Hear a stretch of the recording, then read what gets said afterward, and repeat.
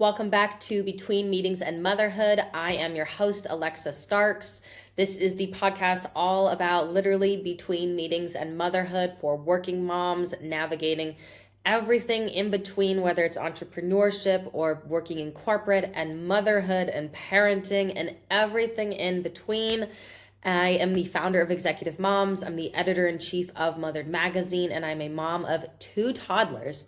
So today I want to get into a couple more questions that you guys ask in my stories on Instagram. Sometimes I put up an AMA and ask me anything with some questions that you have.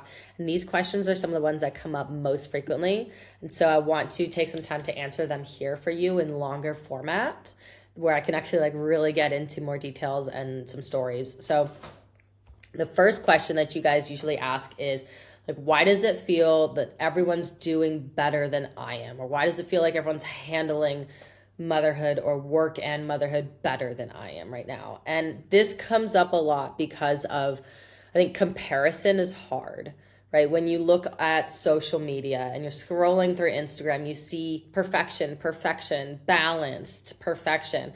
But in reality, you don't see the support that that person may have. You don't see that they're having groceries delivered, or having cleaners come over and clean their house once a week, or that their husband or partner does XYZ for them, or that they have grandparents nearby to support, or their kids are in daycare or school, right? So you don't see the support that they have. So it's an unfair comparison to yourself to look at another mom and say, oh, she's handling balancing work and motherhood so much better than I am, because you don't know what support she has or doesn't have compared to what you have. So that's the first part of that. And the second part is that it is hard. It is hard being a working mom and balancing it all. And sometimes that exhaustion has a way of twisting our perception of things sometimes, where we're so exhausted we think everyone else must be doing it better than I am.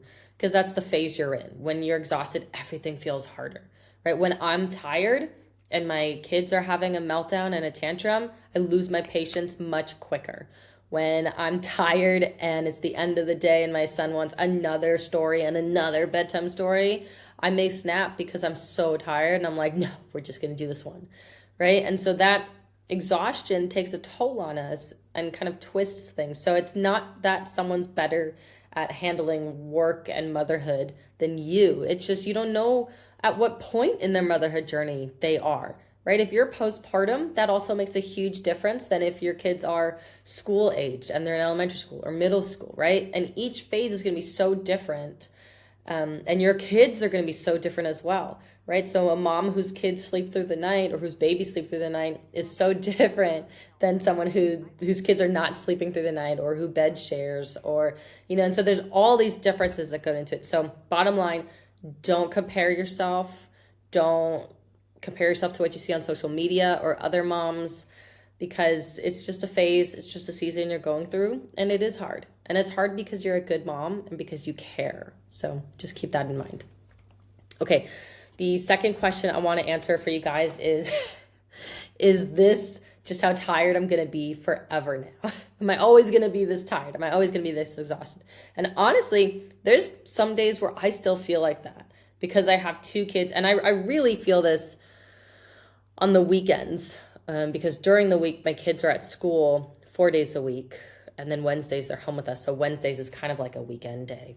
So there's plenty of days where it is exhausting, juggling, running, and growing a business and 2 toddlers. But it's a different kind of exhaustion than when I was postpartum. And when I was postpartum with 1 kid already, and this was my second, right? And it was different than when I was postpartum and going back to work and navigating a newborn and a toddler, right? So every phase is different, but that exhaustion and tiredness has looked different. And I will say the amount of caffeine I drink directly correlates to how much more little bit of energy I have, but it is hard. And maybe it's better to ask someone, a mom who's got teenaged kids than me, because I'm still in toddler land. But there's many days where I am exhausted from trying to do it all.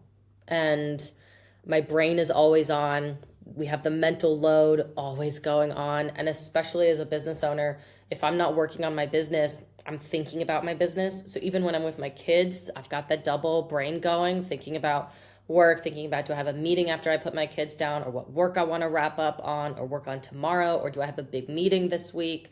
And so my brain is still going. So that's exhausting. That's mentally exhausting. It's emotionally exhausting.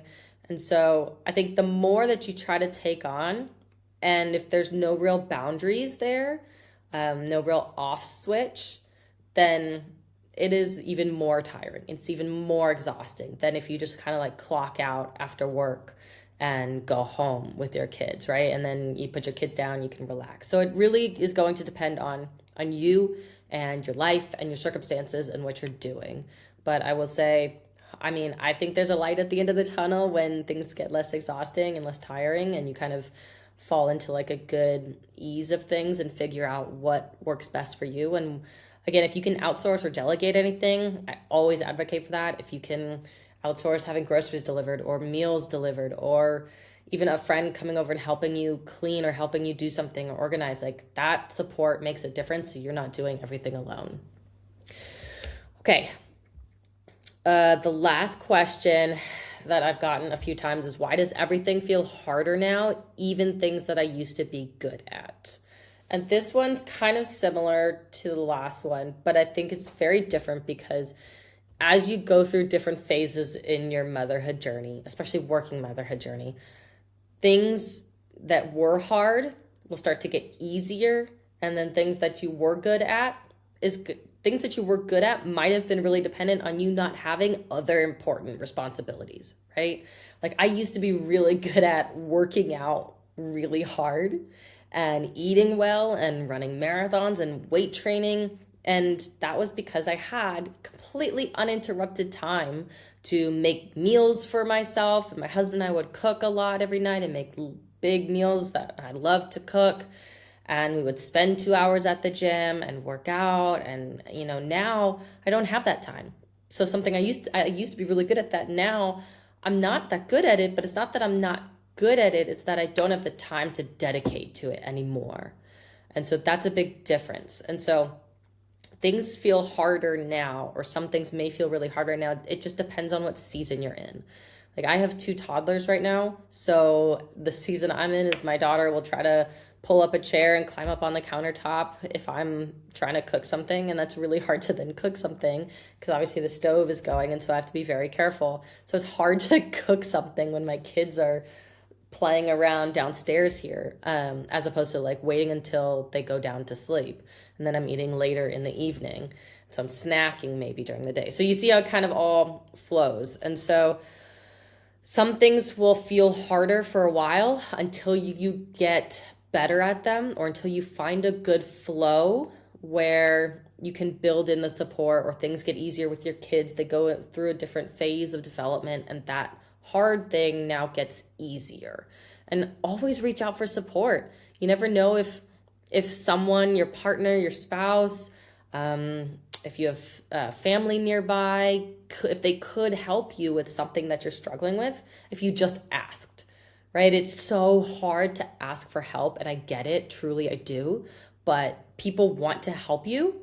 At least the people who love you want to help you, but they don't always necessarily know how to help you or what help you would need or take or accept, right? So you have to be the first one to communicate this. And I teach this with my coaching clients all the time with self-advocacy, that it's really hard, but practice what you're going to say if you're going to ask for help so that you feel more confident.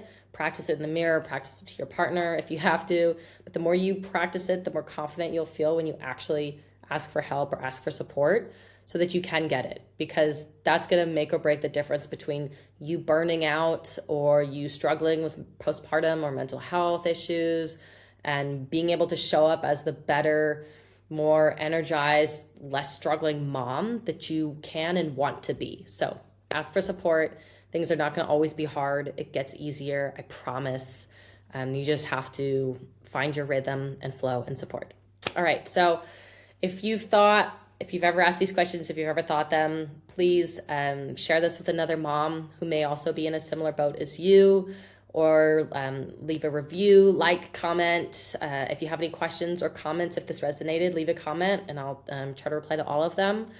And please follow us on Instagram for Mothered Magazine, mothered.magazine. We are now through the month of February accepting applications for the spring 2026 issue.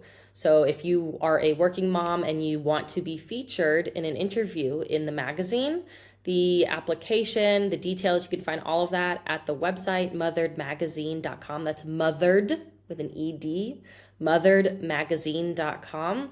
Or you can check out on Instagram, mothered.magazine, and the details are there as well in the link in the bio. And I'll put that in the description as well. But otherwise, that's it. Thank you so much for joining us on Between Meetings and Motherhood, and we will see you in the next episode.